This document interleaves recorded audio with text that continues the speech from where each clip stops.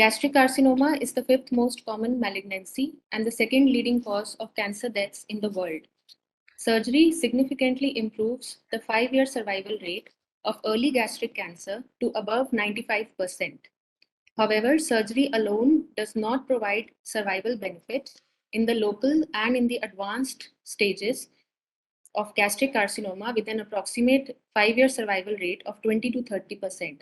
This is mainly attributed because of micrometastasis and local recurrences.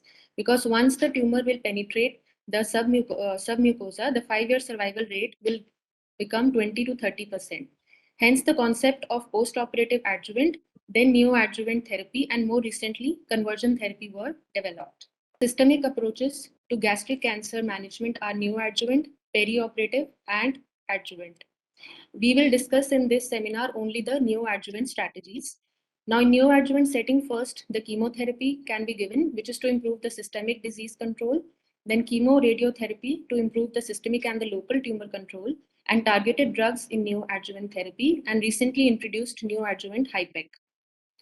The advantages of neoadjuvant chemotherapy are first of all, downstaging of tumor, which facilitates complete resection, earliest means of eliminating systemic micrometastasis, to assess the tumor chemosensitivity to cytotoxic medications.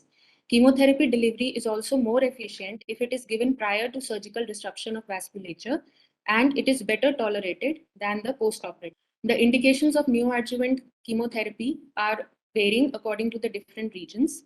In United States, the lesions which are more than T2 and node positive. In China, locally advanced gastric carcinoma T3 or with T4 infiltration with possible nodal metastasis. In Japan, a clinical 3A to 3C Borman types 3 and 4.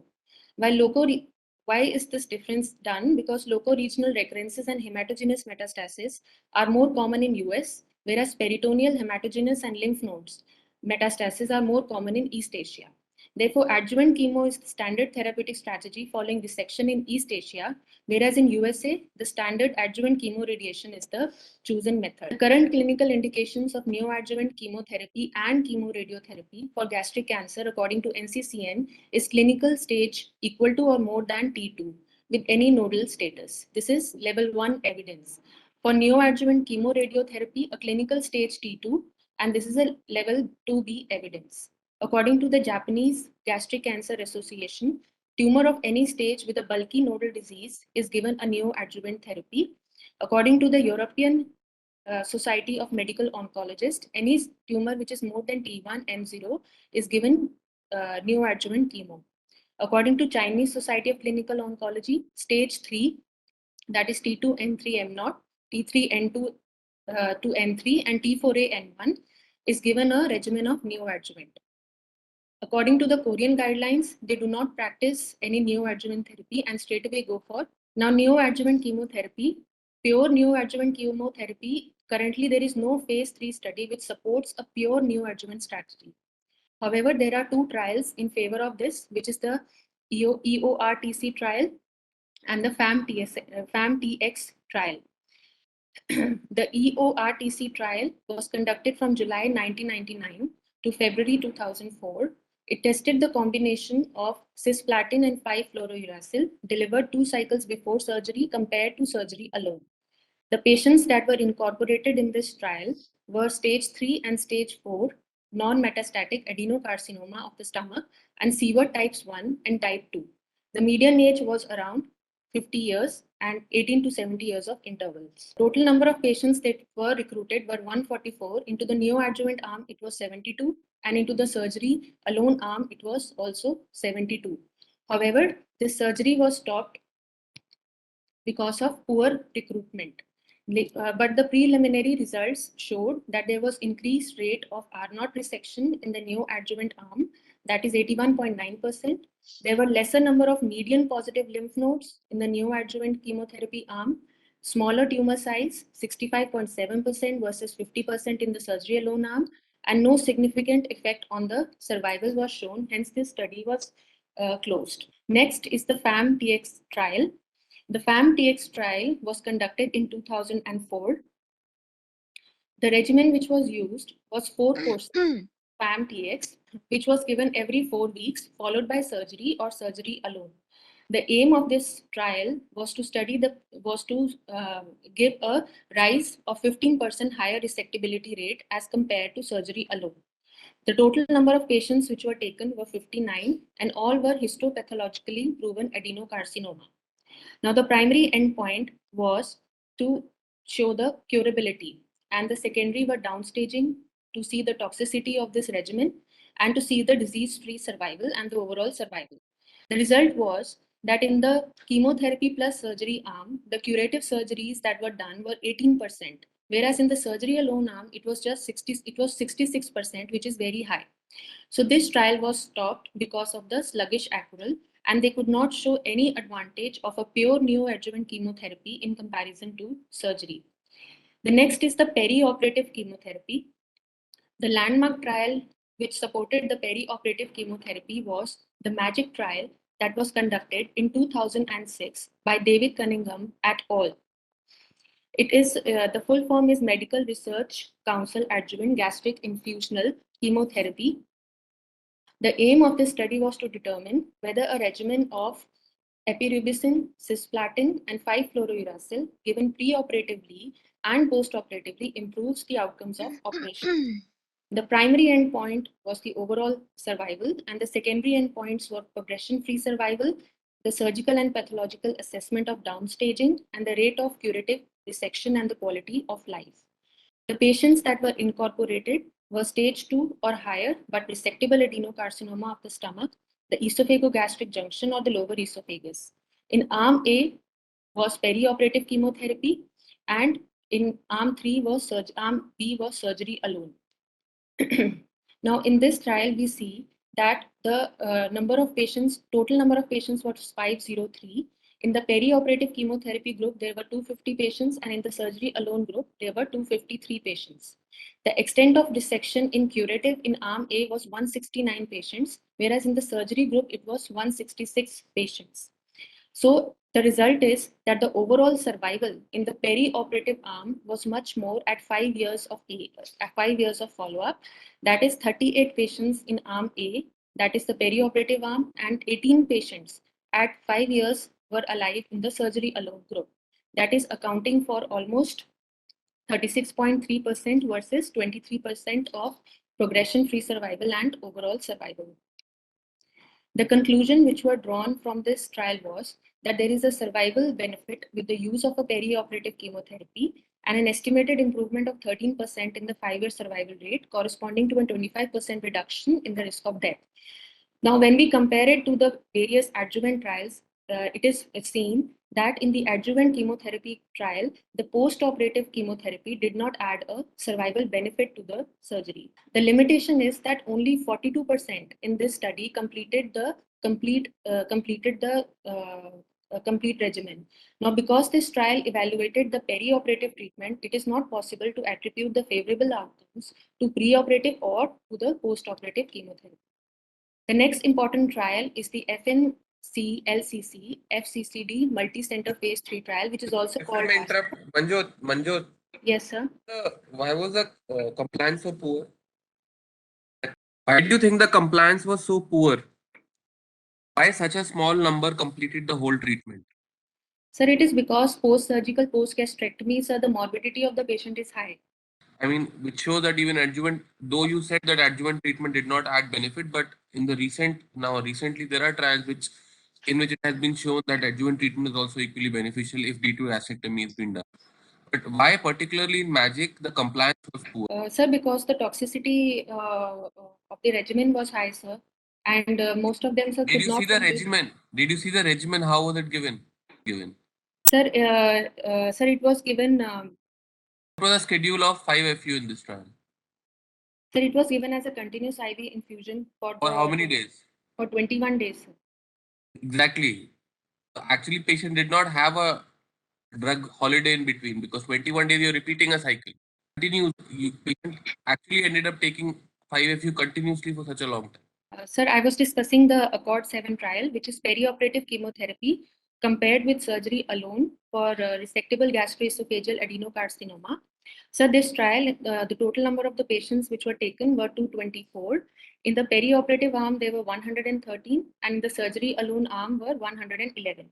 Now, in this, the regimen which was used was IV cisplatin, which was given on day 1, and continuously it was given for 5 consecutive days every 28 days, followed by surgery for after 3 to 4 cycles were complete. Now, in this group, the age of the patients were almost similar. The site of the tumor is that in the stomach. In the surgery and in the chemotherapy arm, 28 patients were taken, and in the surgery group, 27 patients were taken. The result is that the survival benefit, the result of this trial was that there was survival benefit with the use of perioperative chemotherapy compared to surgery alone, with a 14% improvement in the 5-year survival rate.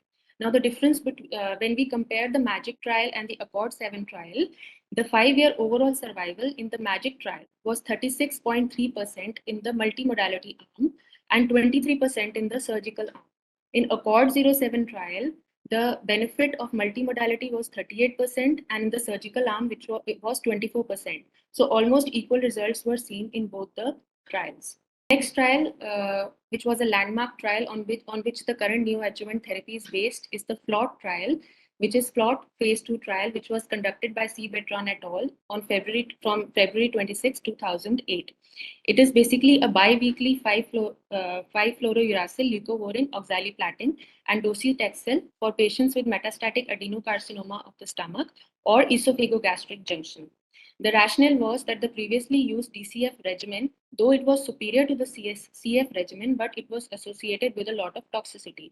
So the aim was of this trial to incorporate the docetaxel into a tolerable bi-weekly oxaliplatin-based regimen. The primary endpoint was the response rate. As we see the patient characteristics, the total patient which was incorporated from in 2006, from March to October 2006, were 59 patients. Out of these, 2 patients were ineligible. The primary tumor site was gastric in 31 cases. Now, the median age of the patient was also 60 years, and most of them had metastatic disease. The results of this trial was that the median progression-free survival was 5.2 months in the FLOT arm, and overall survival was the 11.1 months. Most common toxicity of the FLOT regimen was diarrhea, and prolonged progression-free survival was seen at more than 1 year was 25%.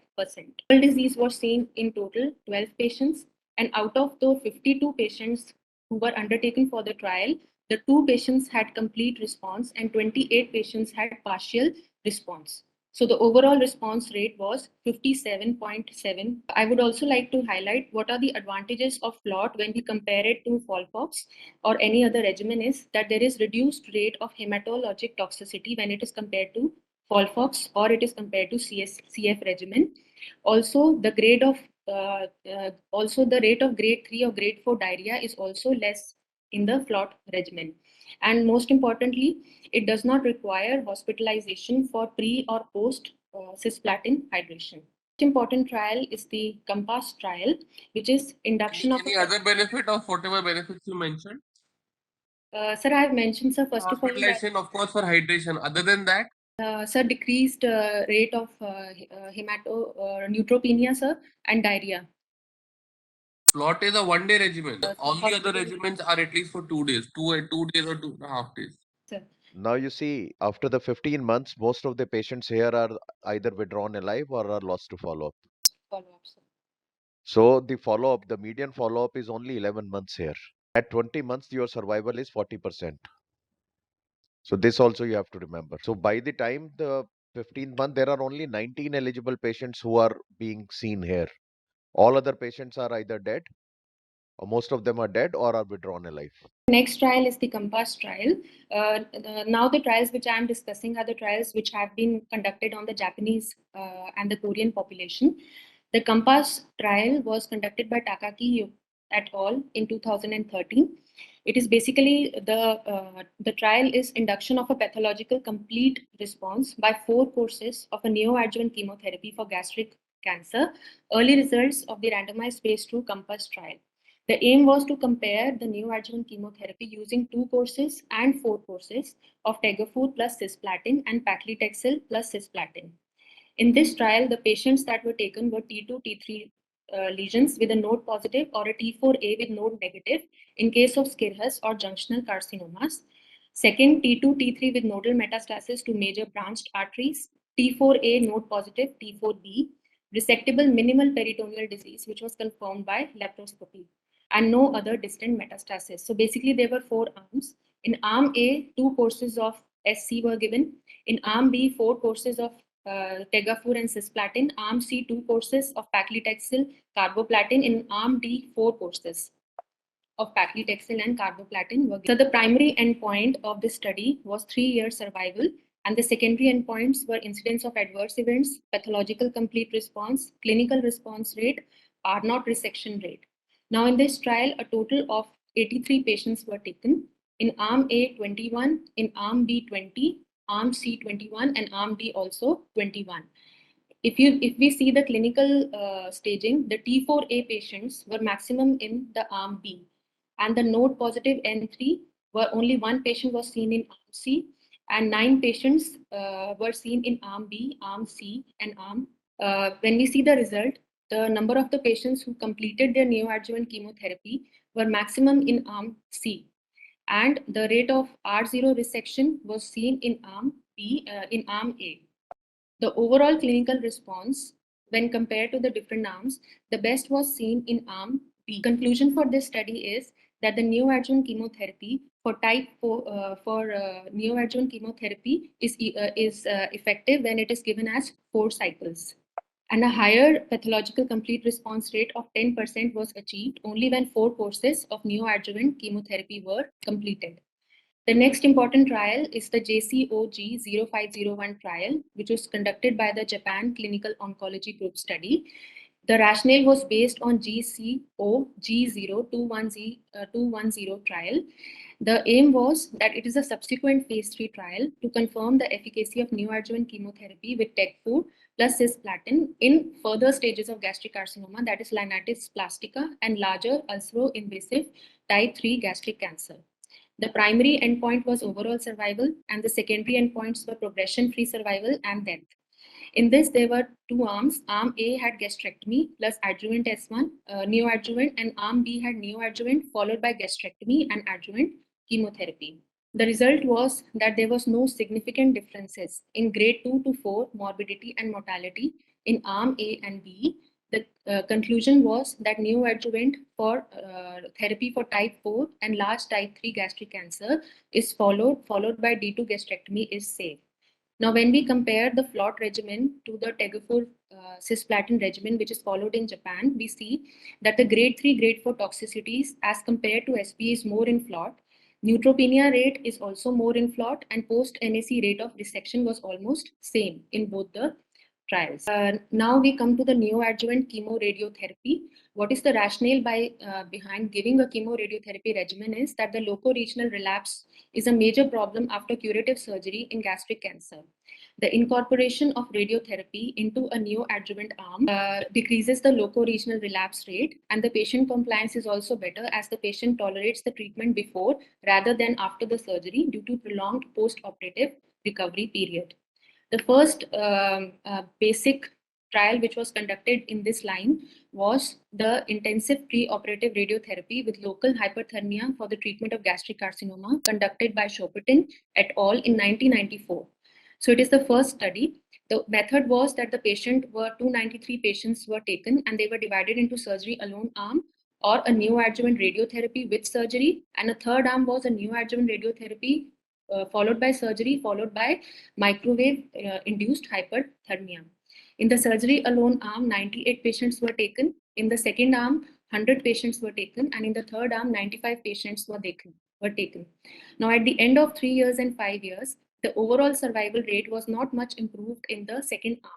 However, in the third arm, where the adjuvant hyperthermia was given, the 5-year survival rate was 21.3%. Second slide, the second trial that was conducted in this line is a pilot study which was conducted by Lowy et al.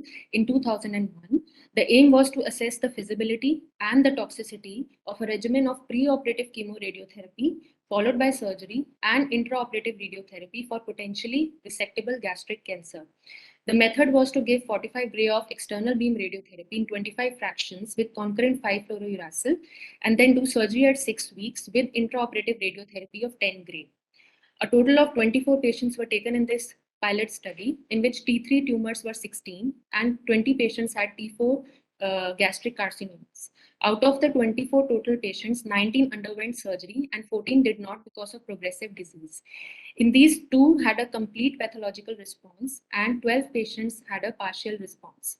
So another benefit of this is that 95% of the patients who were recruited, they had completed the complete regimen, whereas in the adjuvant radiotherapy trial of INT 0166, only 35% of the patients had completed the adjuvant radiotherapy regimen.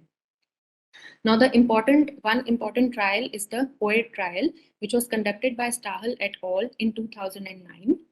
The aim of this trial, the full form is comparison of preoperative chemotherapy compared with chemoradiotherapy in patients with locally advanced adenocarcinoma of esophagogastric junction.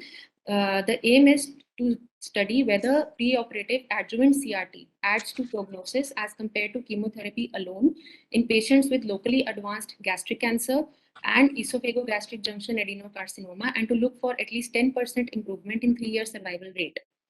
The treatment regimen in arm A was induction chemotherapy followed by surgery. And in arm B, there were 2 courses of induction chemotherapy, that is cisplatin 5-fluorouracil leucovorin, followed by concurrent chemoradiotherapy starting 2 weeks after the last day of chemotherapy. Now, the concurrent part comprised of cisplatin and etoposide. The radiotherapy regimen that was given was 30 gray, given as 2 gray fractions, 5 fractions. The result was that a total of 126 patients were taken, which was very less when it was, So the study was primarily closed because of low accrual and statistical significance was not achieved. But the preliminary results showed that in the chemotherapy surgery arm, the patients that were taken were 52, and in the concurrent chemoradio arm, the patients which were taken were 49. The rate of complete resection in the chemoradiotherapy arm was 72%, and the 5-year survival rate was 52%, which is much more as compared to the chemotherapy and surgery. The next important trial is the Top Gear trial, which was conducted in 2018 by Trevor Long and Mark Smithers et al. The full form is randomized phase 3 trial of perioperative ECF chemotherapy regimen with or without preoperative chemoradiation for resectable gastric cancer. The interim results were given. The aim is to investigate whether perioperative ECF and preoperative chemoradiotherapy improves the overall survival as compared to ECF chemotherapy alone. The patients which were recruited had adenocarcinoma of the stomach and severe type 2 and type 3 of gastroesophageal junction. Stage 1B, T1N1, 2C, T3, T4 node positive that were operable. The regimen that was used was either ECF or ECX, depending upon the surgeon. 3 preoperative cycles and 3 postoperative cycles of ECF/ECX were given. In the chemoradiotherapy arm, 2 cycles of induction cisplatin 5-fluorouracil followed by 45 gray of intensely modulated radiotherapy plus continuous infusion of 5-FU or capecitabine followed by surgery followed by 3 cycles of ECF were given. Results were given between September 2009 to 2014, out of which interim analysis is being shown. In 120 patients, the 60 patients were in arm A and 60 patients were in the ECF plus concurrent chemoradiotherapy arm. Now, the site of tumor, mostly the lower 1/3 was 25% and 27% in the chemoradiotherapy arm, and in the upper and the mid body gastric carcinomas were 48% and 47% respectively. The number of the patients who completed the neoadjuvant chemotherapy in the ECF arm were 98%, and in the concurrent chemoradiotherapy arm was 93%. The ones who proceeded surgery was 90% in the ECF arm and 85% in the ECF plus CRT arm. Now, when we compare it with the outcomes to other trials, 98% of the patients had completed their radiotherapy in contrast to the adjuvant radiotherapy trial in which 17% had completed adjuvant RT. Now, the compliance to preoperative chemo was same as that of in MAGIC trial, and there was no increase when we incorporate concurrent chemoradiotherapy in surgery-related complications, morbidity, hematologic toxicity in both the groups. Now, recently they have given their results, in which the ECX arm, the patient recruited total have been 393, and in the CRT arm, 395 patients have been recruited. The 5-year overall survival is almost the same in both the arms. These are the various, now we start with the upcoming trials. That is the Neoadjuvant trial. It is a modified MAGIC or a FLOT protocol. It was started in 2013 and the estimated end time will be in 2023. It is basically to test whether a neoadjuvant multimodal therapy, specifically the cross regimen, is superior to a perioperative chemotherapy. There are 3 arms: modified MAGIC arm, cisplatin arm, epirubicin, oxaliplatin, cisplatin, and the second arm is the FLOT. The primary overall outcome is the overall survival, and the secondary is toxicity, pathological measures of response, and post-operative complications. In this, 362 eligible patients are divided in the MAGIC FLOT arm, and one is the cross protocol. The cross protocol is to give paclitaxel carboplatin regimen with 45 gray of chemoradiotherapy. Now, in this, 143 patients had undergone deaths, out of which 73 were in the chemotherapy arm and 70 were in the concurrent chemoradiotherapy arm. When we see the resection rate, the 3-year survival rate, it was 57% in arm A and 56% in arm B. The tumor regression rate was more in the chemoradiotherapy arm. Conclusion. But I think new ages is for lower esophagus and G junction. The subset does not include stomach. Sir, it includes resectable gastric adenocarcinoma with more bulk.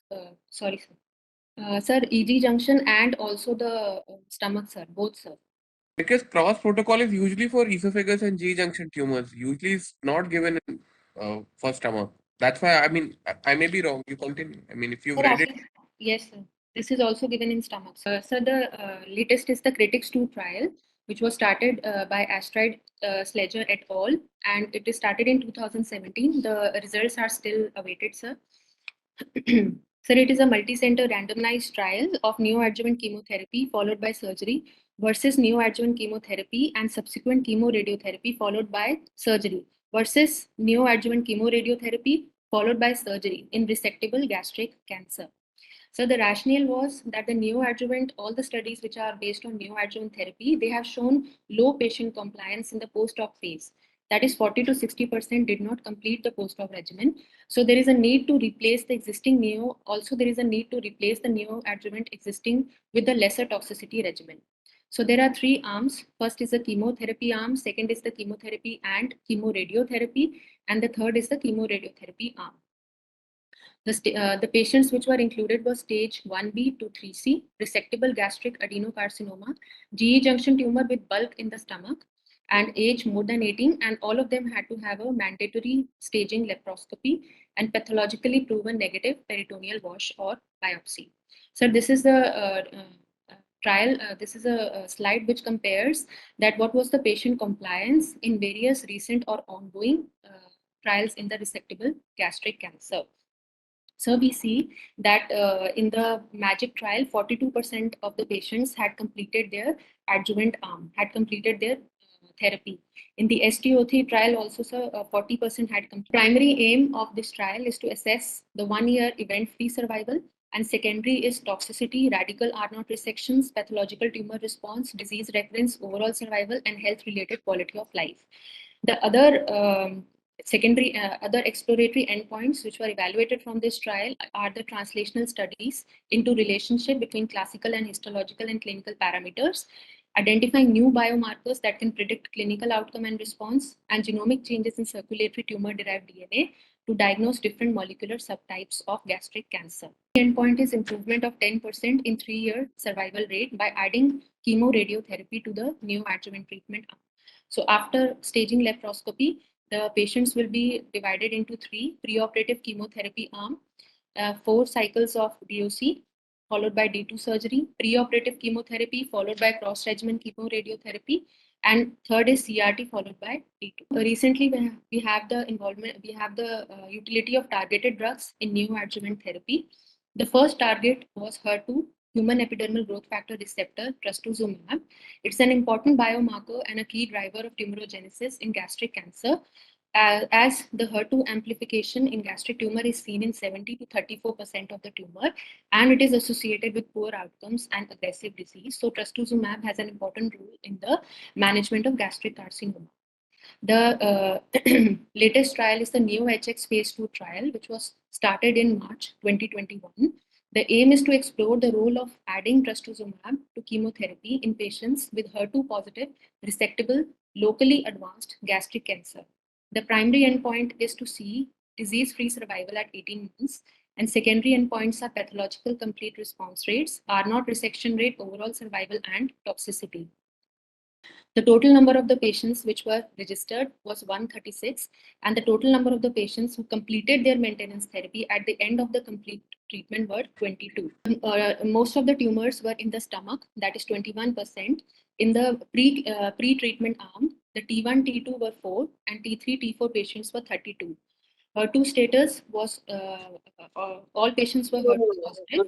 When we see the response to the trastuzumab, we see that there is a pathological complete response in 3 patients, and the pathological stage was less than the clinical stage after surgery in 9 patients. Similar stage was seen in 13 patients, and progression in the patients was seen in 6 patients. The conclusion of this study was that the preoperative Xelox was better in the management of HER2 positive gastric cancers. The ST03 trial was conducted in 2017. It is a trial to assess the safety and the efficacy of adding bevacizumab to perioperative chemotherapy in resectable gastric cancer, esophagogastric junction cancers, or lower esophageal adenocarcinomas. The primary endpoints are overall survival, secondary are macroscopic disease-free survival, progression-free survival, response rates to the preoperative chemotherapy given, and curative resection rate. In this, the chemotherapy regimen that was used was epirubicin, cisplatin, and capecitabine. Total 533 patients were taken. And in the second arm, the same chemotherapy with bevacizumab, total of 530 patients were taken. Now, when we come to the stomach, there were 194 patients in arm A and 189 in arm B. The result of this trial is that the 3-year overall survival was 50.3% in the chemotherapy arm and 48% in the bevacizumab arm. Also, it was seen that the wound healing complications was more in the bevacizumab arm, and post-operative anastomotic leaks were also more. Hence, it was concluded from this trial that bevacizumab is not effective in neoadjuvant setting in the case of resectable gastric carcinoma. The innovation trial is a upcoming trial, ongoing trial. The aim is to assess the added benefit of using both trastuzumab and pertuzumab in combination with chemotherapy for localized HER2 positive gastric cancer. The patients that were taken were gastric carcinoma stage 1 to stage 3, and all were HER2 positive. 215 patients have been taken from 52 sites in 14 countries. The primary outcome is to detect an increase in the major pathological response, that is from 25 to 45%, either with chemotherapy plus trastuzumab alone, or chemotherapy with both the target agents. This is the protocol that they will be following. Another is the Keynote 585 trial, which was phase 3 study of perioperative chemotherapy with or without pembrolizumab for gastric cancer. This is also an ongoing trial which is being conducted to evaluate the efficacy and safety of pembrolizumab plus chemotherapy compared with placebo plus chemotherapy as neoadjuvant treatment for locally advanced gastric cancer and gastroesophageal cancer. This is the study protocol in which total of 800 patients will be recruited and will be recruited under the neoadjuvant chemotherapy arm, placebo, and neoadjuvant chemo plus pembrolizumab. So the recent most trial is the NICE trial, which is neoadjuvant immunotherapy and chemotherapy for locally advanced esophagogastric junction and gastric cancer trial. This trial has been started in February 21. It is going to test a new immunological drug, which is JS001, which is in arm B with Xelox and SOX, whereas in arm A, it is capecitabine, oxaliplatin, tecfuracil, and oxaliplatinum. The primary outcome is to see the major pathological response, and the secondary outcomes will be DFS, overall survival, pathological complete response, R0 resection rate, and adverse events incidence rate. The result of this trial are still awaited. In this, the patients which were taken were clinically T3, T4A, nodal negative, T2, N2, N3, gastric carcinoma or EGJ, confirmed by IRC, expressing PDL1, Epstein-Barr virus positive, mismatch repair deficient, and MSI high. Recently, there has been a role of HIPEC as neoadjuvant approach. In gastric carcinoma, the most common site of metastasis is peritoneum. Flea cancer cells in peritoneal washings have been detected in up to 24% cases of stage 1B and up to 40% of those with stage 2 or stage 3. The advantages of HIPEC are that you can deliver a higher concentration of chemotherapy directly to the tumor bed. Second, direct anti-tumor effect of heat. And there is also heat augmentation of cytotoxic effects of chemotherapy and limited systemic toxicity. The trial regarding this is the phase 2 trial of laparoscopic hyperthermic intraperitoneal chemoperfusion for peritoneal carcinomatosis or positive peritoneal cytology in patients with gastric adenocarcinoma. It was conducted by Brian Badwell and published in 2017. This trial is to perform neoadjuvant HIPEC via a minimal invasive approach, that is laparoscopy, without cytoreduction for patients with gastric cancer and positive peritoneal cytology or radiologically occult peritoneal carcinomatosis. The trial was conducted at MD Anderson Cancer Center between 2014 and 2016. The median age of the patient's criteria should be that they should be more of 18 years of age with stage 4 gastric cancer or gastroesophageal junction adenocarcinoma with a positive peritoneal cytology who had completed systemic chemotherapy. The primary endpoint of this was overall survival, and the secondary endpoints was perioperative and postoperative complications, gastric resection rate after HIPEC. If we see the study protocol, the patients who had positive peritoneal cytology or a peritoneal disease on laparoscopy or laparotomy were given systemic chemotherapy. After 3 weeks, a laparoscopic HIPEC was given, which contained mitomycin C 30 milligrams and cisplatin 200 milligrams. Up to 5 cycles of HIPEC can be given, and in between chemoradiotherapy was also allowed. Then the patients who had negative cytology, no carcinomatosis, and no imaging metastasis, after 2 weeks of the last HIPEC were exposed to gastric resection. In this trial, the total number of the patients which were enrolled were 19, and out of this, 100% had received chemotherapy, and 5 patients had received in neoadjuvant setting chemoradiotherapy. Laparoscopic HIPEC was conducted in all the 19 patients. After that, negative cytology was seen in 7 patients and persistent positive washings were seen in 12 patients. Out of this, 5 patients had undergone resection. The result was that there was no death within 30 days of HIPEC. The median length of hospital stay for the patients undergoing HIPEC was 3 days, and all the 5 resected patients had negative margin. They were followed up till 90 days and there was no metastatic disease. The median overall survival was 30 months. At 3 years, it was 43.5. The take-home message is that gastric cancer is a molecular heterogeneous disease with regional variability. Surgical resection in patients with non-metastatic disease remains the only curative treatment option for gastric cancer. However, the recurrence rate after resection remains high, and multimodality treatment strategies incorporating perioperative chemo or chemoradiation and recently immunotherapy are generally recommended. Manjot, you've missed out a landmark trial in neoadjuvant treatment. Though you discussed the protocol, the chemotherapy protocol, but you have not described the trial which you've described, like you described the other trials. You've missed out the FLOT protocol in resectable cancers. What you described was for metastatic cancers. After what you had described, first FLOT was described in metastatic setting. After that, it was a phase 2, phase 3 study for resectable carcinoma stomach. HIPEC and FLOT 4, the protocol is the perioperative chemotherapy. Suppose if we take a stage 3 CS stomach and we start with a FLOT 4 protocol, after 4 cycles of chemotherapy, if the disease remains the same, there is no reduction in the T size and even the nodal burden is the same.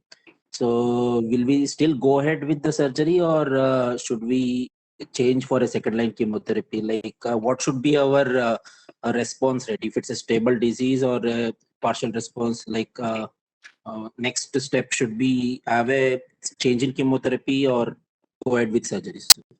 Sir, according to the NCCN guidelines, sir, if the patient is not responding to the first-line chemotherapy, so the patient should be, if it is resectable, should be directly given a chance of surgery, sir, resection. What will be the adjuvant after surgery? Depending upon the, we have to go, sir, HER2 biomarker studies have to be done, sir, in such kind of patients, if they are not responding to the FLOT regimen, sir. And sir, depending upon the histopathological response, if the local margins are there, sir, then we can go for chemoradiotherapy. Usual practice, if a person does not respond to the first line chemotherapy, you do surgery, and as an adjuvant, you use another regime. You do not use the same regime. If the pathological response to chemotherapy is not seen. Can anybody tell me that how do you evaluate the pathological response to chemotherapy? Sir, in a before surgery, in a preoperative setting, if you have done a functional imaging PET-CT, we No, can look for the pathological response. Pathological Pathological response. response. What does pathology mean per se? yes, ma'am, post. The post, Histology. So, what are the histological changes you will see? And how do you classify based on that? And there is a grading, yes. Response criteria grading. and there is a tumor regression grading score, Mandard scoring is used. So, what, yeah, explain it. Ma'am, according to this, the tumor regression grade are 0, 1, 2, 3, 4. I'm not completely sure, but I know that Mandard scoring is used to assess the pathological response. Sir, same, sir. Tumor regression score, sir. They look for any viable cells like 0, 1, 2, 3. They look for. But what is the Like- classification? When you read a histopathology report, what do you see? They mention, sir, the treatment response of is there a partial response or a complete pathological response, poor response. They mention the regression of the tumors. So 0, that, 1, 3. so that is if no pathological, no viable cells are seen, that it is a complete response. If less than 10% is seen, then it is a partial response. You must read the TRG grading system. Huh? So whenever you do not have any pathological response of chemotherapy, clinical response you have already seen that it is not there. You don't see the clinical response, you don't see the pathological response, you do not give the same chemotherapy in perioperative setting. You change the chemotherapy. But suppose you ended up doing a gastrectomy for a patient of gastric outlet obstruction. The patient did not receive any neoadjuvant treatment. How will you plan the adjuvant treatment for this patient? So first of all, sir, we have to start with the FLOT regimen, sir. Evidence for any kind of adjuvant therapy in CS? Sir, we follow the classic trial, sir. Like, what was that? Sir, classic is basically in support of capecitabine and oxaliplatin as adjuvant chemotherapy, sir, after resection. Sorry, So, sir. Stage 2 and When will above, you sir. give this capecitabine treatment and when will you give chemoradiation, adjuvant chemoradiation? When will you give Capox and when will you give adjuvant chemoradiation? Sir, Rather, let Sorry. me reframe it. What are the indications of chemoradiation in gastric cancer? What kind of lymphadenectomy or margin status will affect your? ma'am, if the margins are positive locally after surgery, the margins are positive or the lymph node status is positive, then we will go for adjuvant chemoradiotherapy. Only lymph node positive will require post-op radiation. What is the outcome of ARTIST trial, especially ARTIST 2? Actually, less than D2 dissection, if it's done, then we cover it with adjuvant radiotherapy and margin positive. These are the two indications for adjuvant chemoradiotherapy.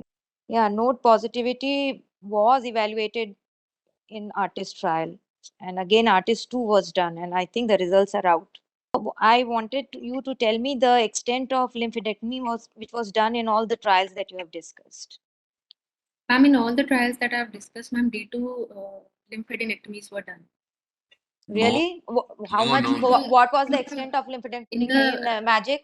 Ma'am, in the recent trials, the extent of lymphadenectomy was D2. And in the MAGIC trial, ma'am, depending upon the surgeon, ma'am, it was not complete D2, it was D1. If How percentage has been described, that is why it has been heavily criticized. And that is why Asian population, rather the Asian centers who are exclusively doing D2, they don't rely too much on Neoadjuvant because West has been doing less than the optimal section. So what was the percentage of D2 resection in MAGIC trial? Early gastric cancers are T1A, T1 lesions.